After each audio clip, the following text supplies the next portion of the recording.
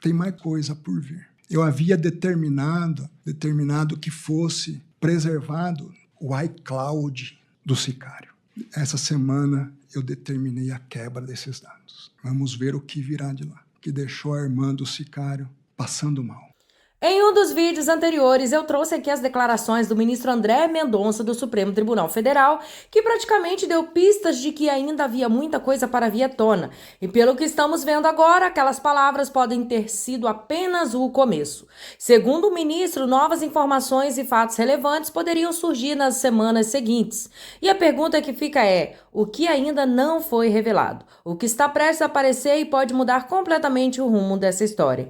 Fique comigo até o final desse vídeo, porque o desdobramento estão chamando a atenção de todo o país e levantando questionamentos que muita gente não esperava ver tão cedo. Uma das anotações, Vorcaro afirma ter recebido informações confidenciais de pessoas ligadas ao Banco Central sobre o avanço de investigações envolvendo o Master. O texto também cita nomes que, segundo a Polícia Federal, podem ser referências ao diretor-geral da Polícia Federal, Andrei Rodrigues, e também ao procurador-geral da República, Paulo Gonet. Num outro trecho recuperado pela perícia, o ex-banqueiro afirma que era preciso bloquear essas sacanagens para evitar medidas que pudessem prejudicar o Master. Segundo a investigação, as anotações foram apagadas poucos minutos depois de serem escritas e só foram recuperadas durante a extração dos dados do aparelho.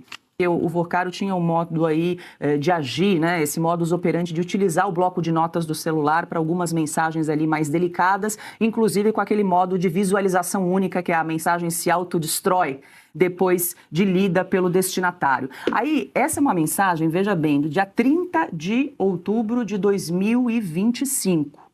Ele foi preso no dia 17 de novembro de 2025, só para a gente entender a cronologia. Vamos lá o que ele escreve no bloco de notas, sabe-se lá para quem. Imagino que a Polícia Federal tenha os seus suspeitos ou suspeito como destinatário. Mas vamos lá. Boa, vou mudar minha ida a Abu Dhabi para conseguir te ver, se você puder, na terça-feira. As coisas aqui, do ponto de vista econômico, estão andando bem. Consegui colocar no banco 800 milhões já e devem entrar mais 400 milhões próxima semana. E FGC, Fundo Garantidor de Crédito, começou a fazer aos poucos. Aí vem. O problema agora é que tive informações informais e em confidência da turma do Banco Central que muito provavelmente o diretor do Banco Central, Gabriel Galípolo, e os diretores estão na pressão máxima, de novo, para uma medida, pois o Bacen está sendo muito pressionado pela PF e MP, Polícia Federal e Ministério Público, alegando que farão algo contra mim.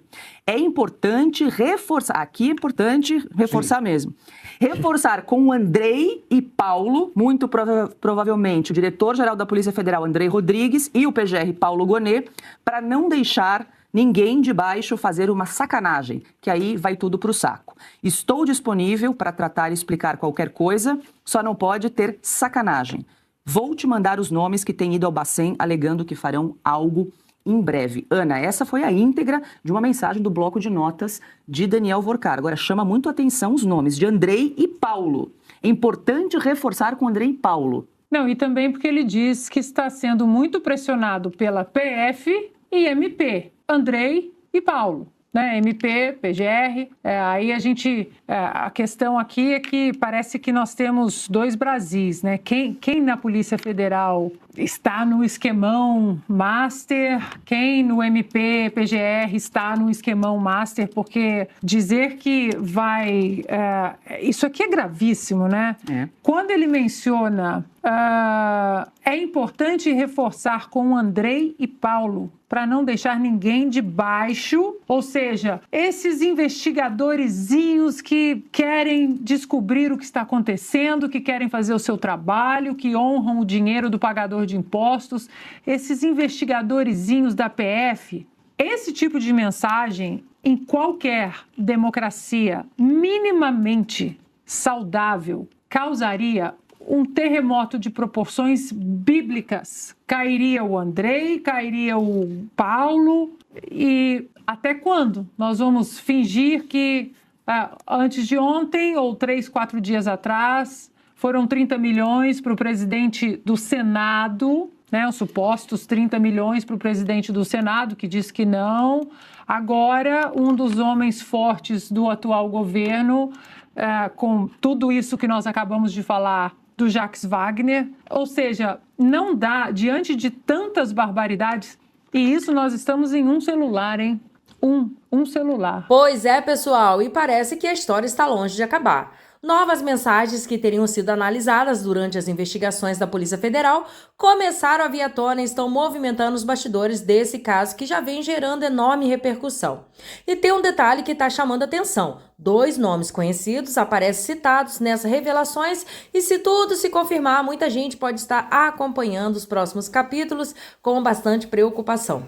Daqui a pouco eu vou mostrar na tela o conteúdo divulgado pela Revista Oeste em uma reportagem publicada há poucas horas. E confesso para vocês que, dependendo do que cada um já acompanha sobre esse caso, os nomes envolvidos podem surpreender ou talvez confirmar suspeitas que muita gente já tinha. Então acompanhem comigo porque o que foi revelado adiciona novos elementos a uma história que está cada vez mais complexa e cercada de questionamentos. Vamos conferir juntos? Temos 8 ainda pela frente. O que não dá para a gente fazer é normalizar o absurdo. Da gente, veja só, em uma semana quantas notícias gravíssimas para sacudir a República e abalar tudo. Então, acho que agora a proteção ao ministro André Mendonça. Porque vimos também, mostramos essa semana os vídeos dele num embate necessário para a nossa República com o ministro Gilmar Mendes, ele dizendo, pra cima de mim não, comigo não. O homem dá lá, mas é só um, basta um. Basta um para que o efeito dominó necessário nessa República para que nós não normalizemos a barbárie, esse tipo de notícia de Andrei, Paulo, como se fosse, olha, precisa falar com o Cauti, com o Alexandre, o Piotr, a Paula, são amigos, parece que é conversa de, fala irmão, brother, e aí amiga Paula, ou seja, é preciso proteger o ministro André Mendonça porque ele precisa puxar o fio de todos os 9 celulares de Daniel Vorcaro. Quem teria poder para proteger Daniel Vorcaro, para conversar ao pé do ouvido com o Paulo e o Andrei para não tocar no Daniel Vorcaro e no Banco Master? Essa é a pergunta. Todo mundo sabe, está na cara. Agora, Ana, o André, né, o ministro André Mendonça, a gente tem que dizer para ele que ele não está só.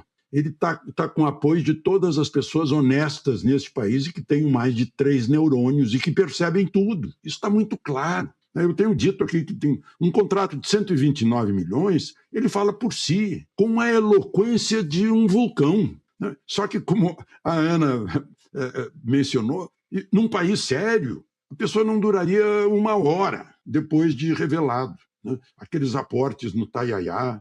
Né? E aí, para que telefone que foi dirigido? Era um telefone funcional do Supremo? Parece que sim. Né? Agora, o absurdo está sendo normalizado. Veja só, o Jacques Wagner, a maior cara de pau, justifica aquele monte de dólar e euro que passa de 100 mil reais. Não, isso foi, eu recebi diárias do Senado. Como assim? Viagem do exterior e você não gastou e não devolveu para o Senado? Espera aí, pergunte para um japonês.